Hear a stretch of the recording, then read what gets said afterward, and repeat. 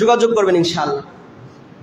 আরেকটা বিষয় হচ্ছে, রমজানকে সামনে রেখে আমরা অনেক সময় এসির ব্যবহার বাইরে যায়, রাত্রে মানুষ জাগ্রত হয়, এক্ষেত্রে দেশের সম্পদ কারেন্টের অনেক সময় অপচয় হয়ে যায়।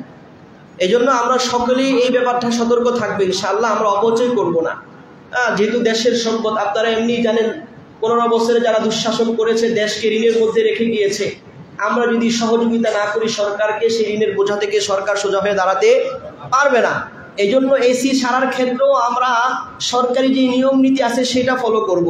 মসজিদে তারাবির বিষয় চিল্লাচিল্লি করেন না যে এসি আর বাড়ায় না কেন, সরকারের পক্ষ থেকে একটা লিমিট দেওয়া হয়েছে যে আপনারা এইভাবে এসি চালাবেন, সেভাবে মসজিদ চলবে ইনশাআল্লাহ। এটা নিয়ে আপনারা কেউ বাড়াবাড়িও করবেন না। নিজের বাসা বাড়িতে সেখানেও আমরা অপচয় করব না, যতটুকু এসি প্রয়োজন হয়, যতটুকু পাখা অতটুকুই ব্যবহার করব, অপচয় যেন না হয়, সতর্ক থাকবো ইনশাআল্লাহ। কারণ অপচয়কারী শয়তানের ভাই, ইন্নাল মুবাযযিরিনা কানু ইখওয়ানা শায়াতিন। আল্লাহ তাআলা আমাদের সকলকে সতর্ক থাকার তৌফিক দান করেন। আর আমাদের মসজিদ ইনশাআল্লাহ খাতমে তারাবি হবে অন্যান্য বারের মতো। আপনারা রমজানে যত